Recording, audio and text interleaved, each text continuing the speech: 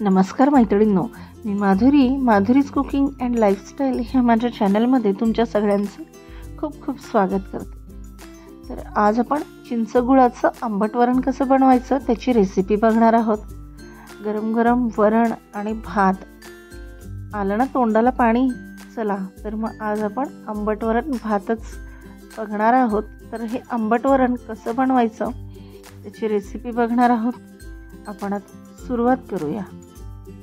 यासाठी सर्वात आधी आपल्याला साहित्य काय काय लागणार आहे ते आपण बघूया।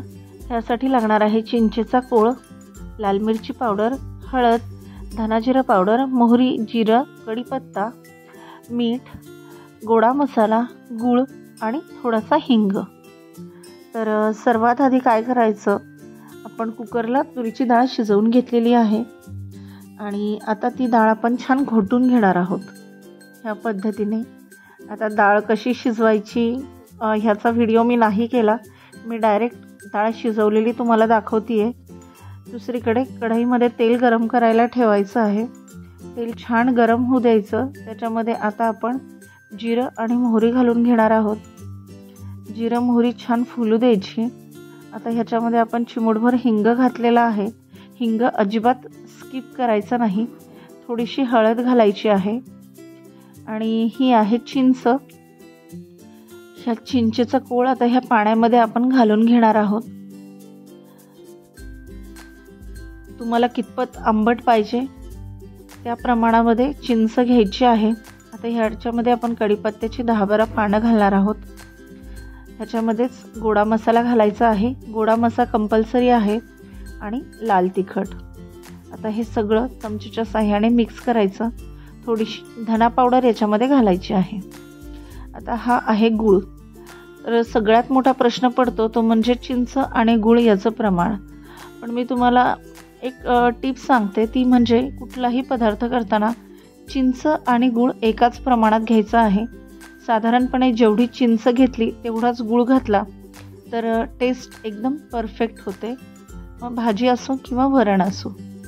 तर आता हे चमच्याच्या साहाय्याने छान मिक्स करून घ्यायचं आहे। तुम्ही बघू शकता याला कलर किती सुंदर आलाय ते। आणि कुठलाही चिंच गुळाचा पदार्थ करताना हिंग कंपल्सरी घालायचा। आता ह्याच्यामध्ये मी 1 वाटी गरम पाणी घातलेलं आहे।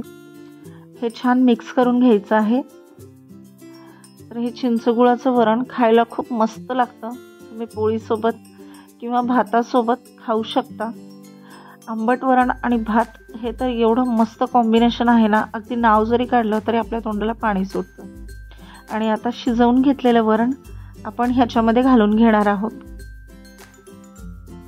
ह्याला परत एकदा छान चमच्याच्या साहाय्याने व्यवस्थित मिक्स करून घ्यायचं आहे। थोडंसं पाणी घालायचं आहे।